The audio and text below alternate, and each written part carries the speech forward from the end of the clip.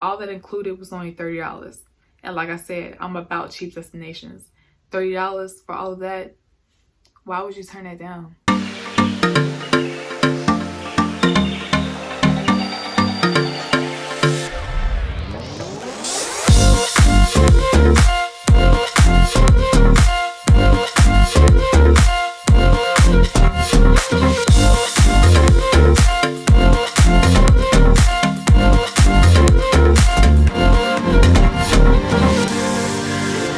Welcome back to my channel. I'm super excited for you guys to be here. As you can see, this is a little bit of a different setup. I know you guys are used to seeing me out and about and traveling and on the go, but as you know, we are currently in quarantine, so no one is going anywhere and it's looking like anytime soon. I figured I'll take this time and deliver some useful information to you guys so that when this whole quarantine thing is up and lifted, you guys can hit the streets running with your top destinations to travel to. Provided by me, of course. So in this video, I'm going to give you guys my top 5 destinations to travel to while you're on a budget. Even if you're not on a budget, these are my top 5 destinations to hit up and check out regardless. You'll enjoy them. So make sure you grab your favorite glass of wine, grab a pen and a notebook, sit back, relax. All right, so let's get into it. My number 1 destination to travel to is Rio de Janeiro, Brazil. Absolutely. So I was just in Rio literally last October, and Rio was my favorite destination I've been to thus far. Like, you get a sense of the culture of Brazil the minute you touch down. We went there, we stayed there for about 5 days, and it's extremely cheap. Now, I'm just going to give you guys a brief rundown of all these trips I'm about to list. If you guys know me, or if you don't know me, you will know I'm all about traveling to cheap destinations. Like, if I can get a lot for my money, me and my friends would be there ASAP. You feel me? So yes, I'm all about cheap destinations. Also, if you want more detail about Brazil, I have a Brazil video out on my channel. Definitely go check that out. It's a lot more descriptive than what I'm about to get into. But yeah, we're gonna start off with the food. I'm a huge foodie. If you didn't know, now you know. When it comes to food, it can literally make or break a trip for me. Like, I literally sit back and research different restaurants to check out when it comes to food because I want to make sure I'm having the best dish while I'm on my trip. Food is huge for me. Everything I had was seasoned to perfection. And I'm not even exaggerating. I'm being 100% honest with y'all. Everything I had was seasoned to perfection. They're known for their steak, their steak, their rice, and their beans.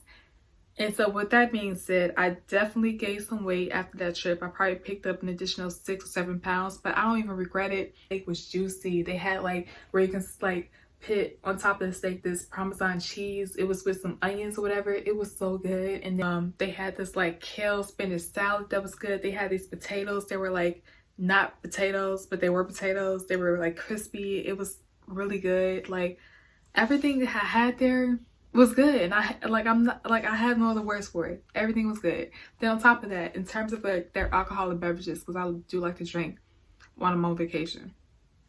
I'm on vacation. What can I say? Anyways, they're known for this one particular drink. I'll list it below because I don't want to butcher that name, but that drink was so good. It's super sweet though, but it was really good. The drink was good. Everything I had in Rio when it came to food, perfect. I gave the food in Rio like a 10. Everything I had there was good. In terms of traveling through Rio, we pretty much used Uber the entire time there for everything, honestly. Like, even leaving the airport, they have taxis there, but I highly recommend using an Uber as opposed to a taxi because obviously an Uber is going to be way cheaper than a taxi. So yeah, that's what we pretty much use. They also have a train and a bus system. We didn't utilize the train, but we did use the bus once when we were leaving the Christ Redeemer statue. We were going down to like downtown somewhere and we used the bus. And that was also really cheap. That was also really cheap. So, and plus you get to explore the city more so when you're on the bus anyway. So also another thing, during our stay in Rio, we stayed in 2 different locations. I'll list them below.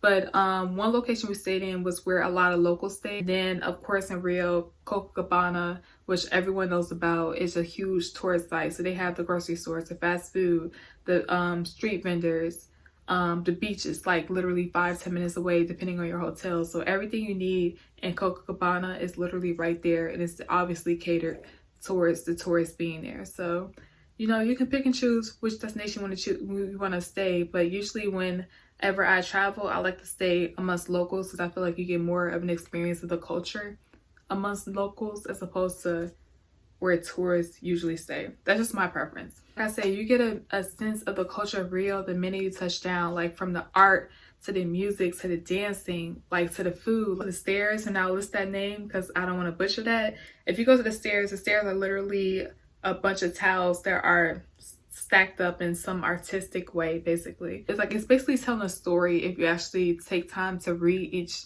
towel. Basically, nightlife. So if you're looking for a nightlife, definitely go to Lapa.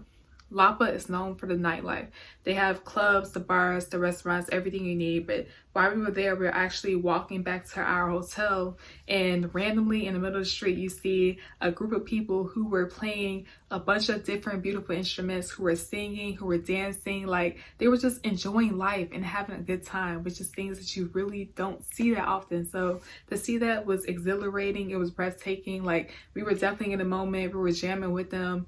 And if I knew the words, I'll sing with them too. But like, we're in the moment. When it comes to safety, in terms of Rio, I felt safe. But also, with that being said, I also was with a guy when I went, so that could play a factor into it. But when you go, obviously you want to make sure that you know your surroundings, or at least go with a tour guide who obviously knows the area. Make sure that you do your research before you go, because Rio is safe, but also you don't want to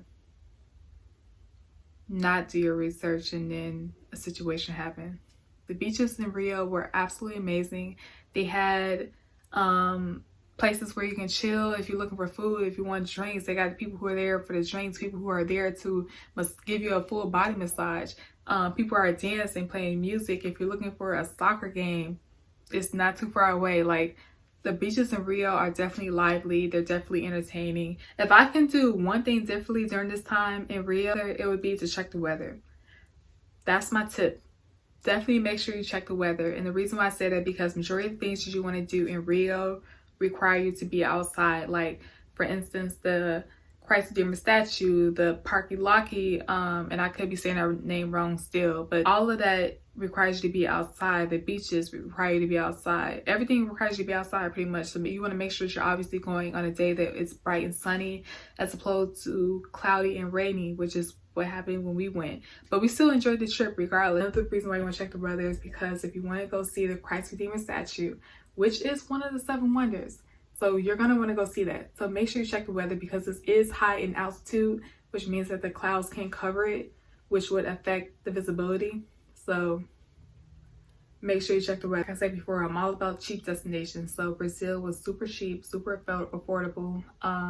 For example, to see the Christ Redeemer was like, I want to say it was like $7 to see the Christ Redeemer.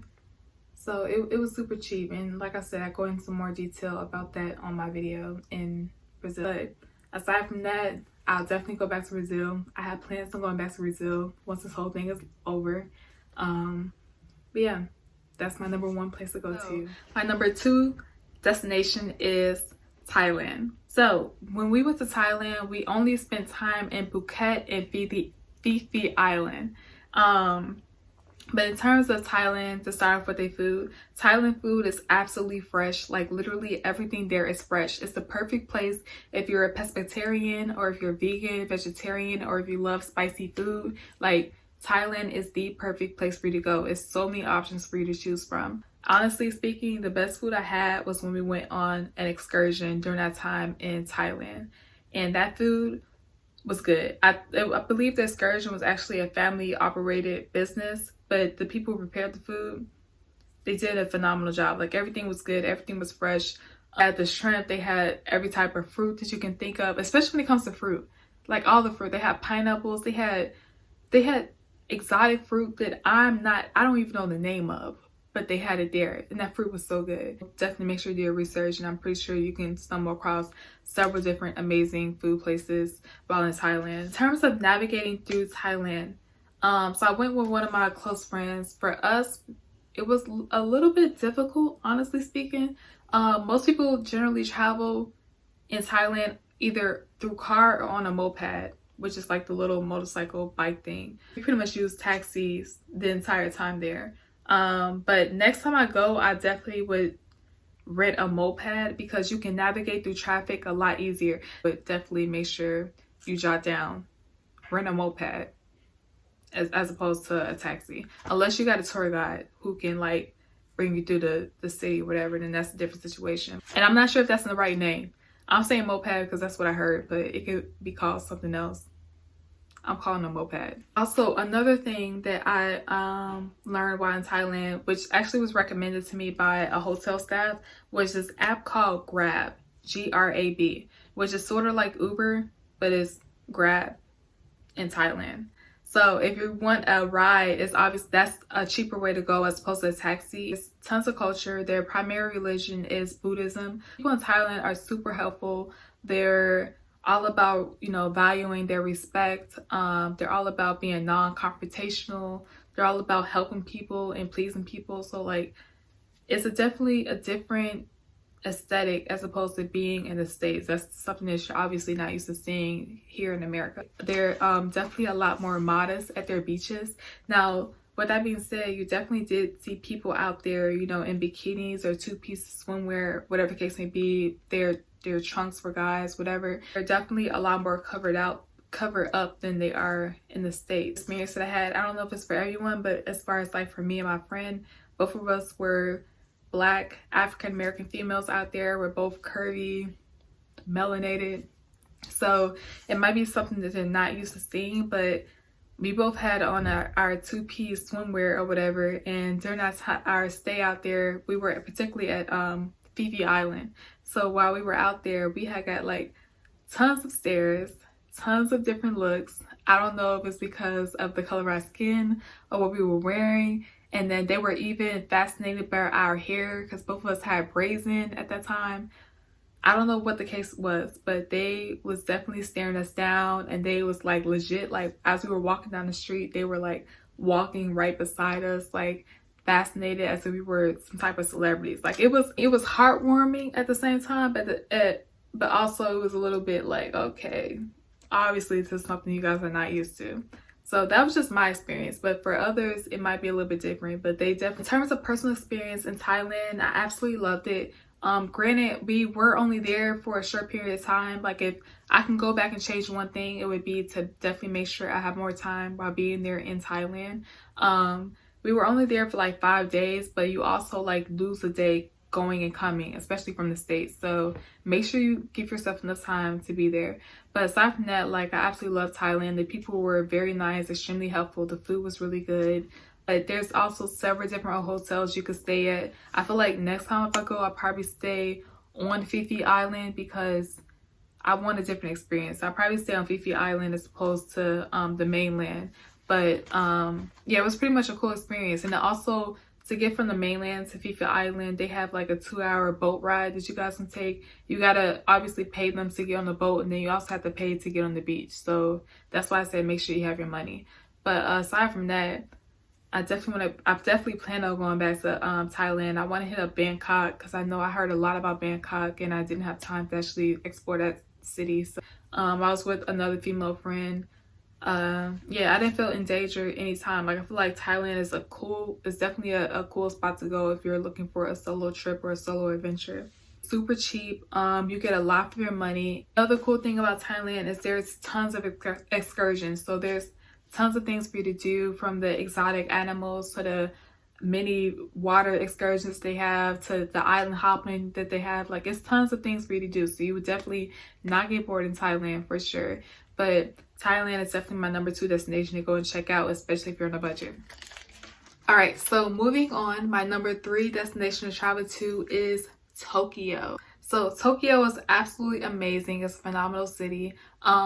We're going to start off with the food as usual. So the food in Tokyo was absolutely amazing. Now they do have a lot of different dishes, which I've never heard of, never tried.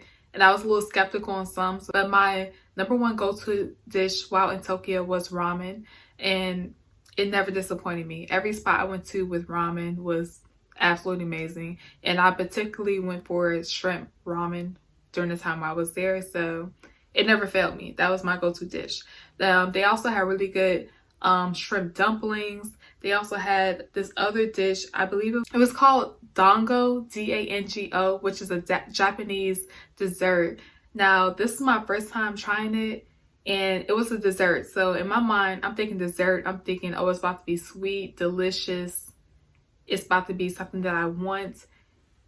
Yeah, it was not that. And I'm sorry if this offends some people, but it just was not that for me. It was interesting. It wasn't horrible. It wasn't horrible, but it was interesting. It was definitely not what I anticipated. But aside from that, Tokyo has a lot of amazing dishes. Some things, like I said before, I never heard of. A lot of different restaurants to try out. So if you go to Tokyo, make sure you do your research. I primarily use the train for the majority of the time of our trip. The train, you can literally get anywhere within a city, and it's also really cheap. Now, the only thing is, all of the destinations that you want to travel to within the train, as far as like the names on the train, they're all in Japanese, which can be a language barrier for a lot of people. But also, with that being said, the people in Tokyo were super helpful. Everyone that we met was super helpful. They were all willing to help us. Even if they didn't know how to speak English, they were willing to help us. Now, the train system is it was super helpful, but it was also a little complicated for us in the beginning. Like, we actually didn't get a gist of it until like our third or fourth day there. Now, Tokyo's train system is a little different than what I'm used to here in Chicago. Pretty much buy your fare based off of your destination, if that makes sense.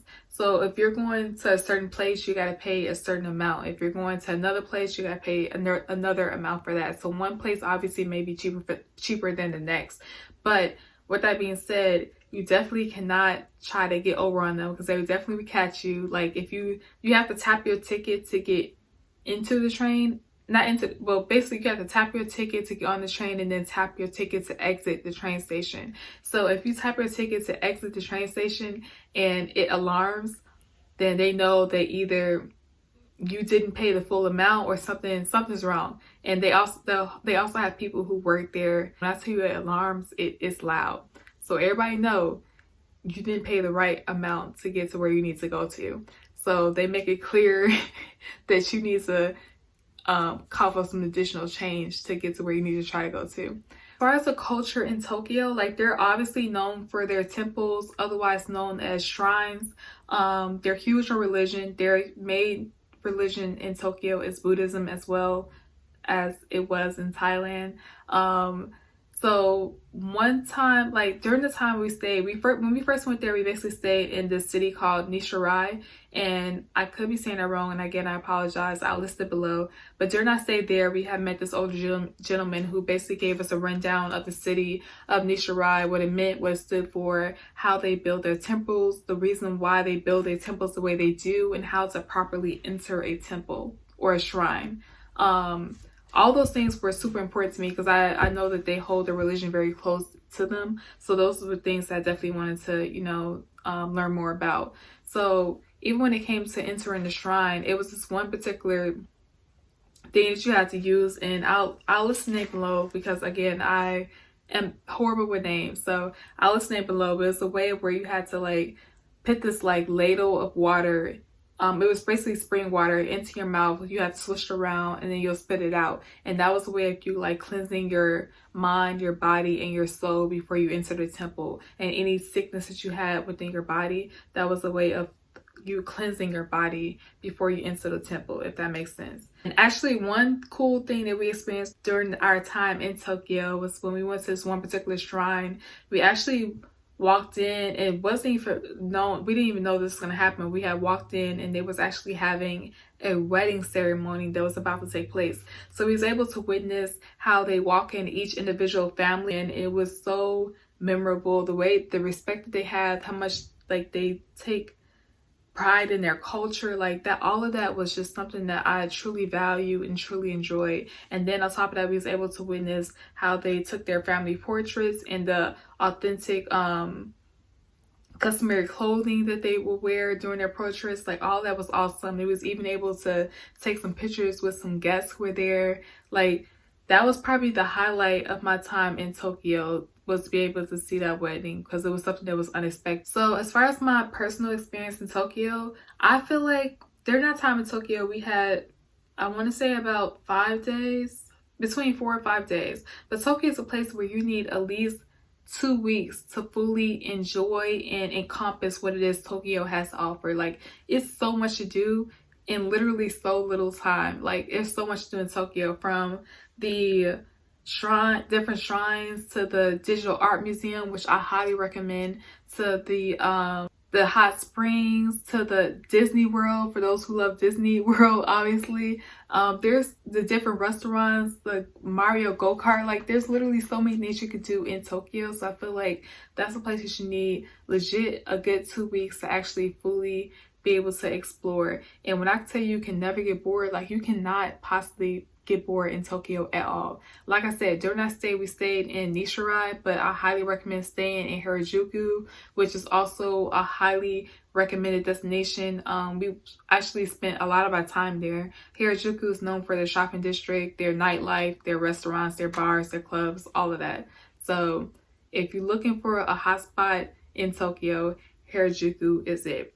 As far as will I go back, absolutely 100%. This time I'll make sure that I have more time to actually spend in destinations that I want to go to. But I do want to go to Tokyo, but I want to actually go to places that are outside of Tokyo that has really good landscape, really good places for photography, because that's something that I'm into right now. So I definitely plan on going back. Another thing for all of my solo travelers, if you're looking for a place to go, I know Tokyo is definitely a highly recommended place to go to for solo travelers. I know a lot of solo travelers who went there personally who had an amazing time, both male and female. So I highly recommend, if you're looking for a place to go that's safe, especially for my Black females, like Tokyo is definitely it. You would definitely not be disappointed at all. So Tokyo is still cheap. It's not cheaper than Brazil, it's not cheaper than Thailand, but it's still pretty cheap in comparison to your average US dollar. So my number 4 place to travel to, Cartagena, Colombia, baby. And I could be saying that wrong, but it's Cartagena. So Cartagena, I went to about 2 years ago. I went there early on in my traveling stages, but Cartagena is still fresh in my memory as if it was yesterday. Like, there is so much history, so much culture in Cartagena. Like, that place, you got your Afro-Latinos. It just made me feel like I was at home. That was actually the first place I went to where I saw people who actually look like me. Like, Brazil, there's people who like me too, but Cartagena was the first place I went to. Like, you got your Black women who are melanated. Like, you got some who are, you know, light skin, dark skin, all shades of chocolate. You got your curly hair, your Afro kinky hair, like all of that. Like, all of that there is in Cartagena. It's there. Now, Cartagena was also my first destination I went to, where I actually started to begin to film my whole experience in terms of traveling. So my content in Cartagena may not be the greatest, but like, this is my start. This is the first trip I ever took and did that. So one of my most memorable experience while being in Cartagena was the volcanic mud bath. If you go to Cartagena, that's something that you got to do. It's sort of like a rite of passage. Just like if you go there, clearly you're about to go get this mud bath. Like, it comes hand in hand. So the mud bath was actually really amazing. Like, I know it doesn't sound pleasing to most people to take a bath with a bunch of completely different strangers, but it was amazing. Like, it was probably the best time I had. Like, not only is the mud bath good for your hair and your skin, but it's also good for you mentally. So it was a lot that encompassed with that. And then on top of that, we took a 2-hour bus ride that came from a hotel, and then they offered us a dinner on the beach and then took us to the mud bath. All that included was only $30. And like I said, I'm about cheap destinations. $30 for all of that, why would you turn that down? Why? So make sure if you go to Cartagena, you check out their mud bath. I'm gonna start back with the food again. So the food in Cartagena, so when it came to restaurants, our first night there, we went to like this one pizza spot. Pizza was all right. But the dish I had that was the best while the time I was in Cartagena was actually on my excursion at the volcanic mud bath. And again, I believe this is another family-oriented business, but they offered us dinner on the beach, and it was fish along with plantains. It was some rice, and I believe it was like a side salad or something else. But all of that was really good. And I know that this might not look the most appetizing, but when I tell you that fish was seasoned to perfection, it was really good. One other dish that I had that was surprisingly really good was shrimp risotto, which is rare. It's random, especially for being in Colombia. Now, the other time I had shrimp risotto that was phenomenal was in Paris, which I sort of expected that. But to have some really good shrimp risotto in Cartagena, like, they surprised me with that one. But so, like I said before, make sure you do your research. Also, if you're looking for more detailed information, go ahead and check out my Cartagena video. I'll list that below so you guys can go and check that out. In terms of navigating through Cartagena, I'm not sure if there are any other forms of transportation. I know they have a bus, but for us, primarily we used a taxi to get around. Now, the taxis can add up, honestly speaking, depending how much you're willing to spend, and where you're trying to go, but the taxis can definitely add up. So if you want to go ahead and utilize their bus system, I definitely recommend that. But yeah, for us during our stay there, we use primarily taxis. If you have any other recommendations on how to navigate through Cartagena, definitely go ahead, thumbs up this video and comment below so that we can, all know, keep us in the loop. But yeah, for me, primarily the main way we got around was basically through taxi.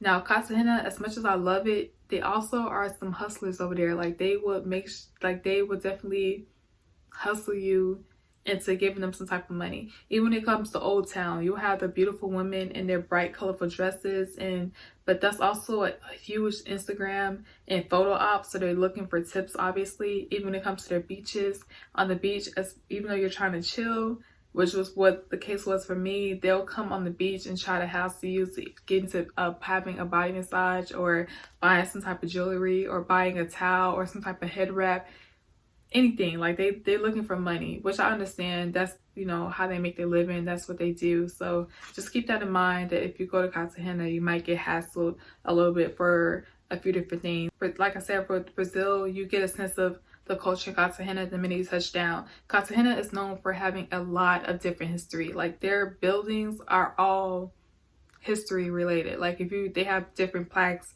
in relations to how, this building was formed. They're huge on history. Even when it came to like the women with the dresses, that's part of their culture. They're huge on that.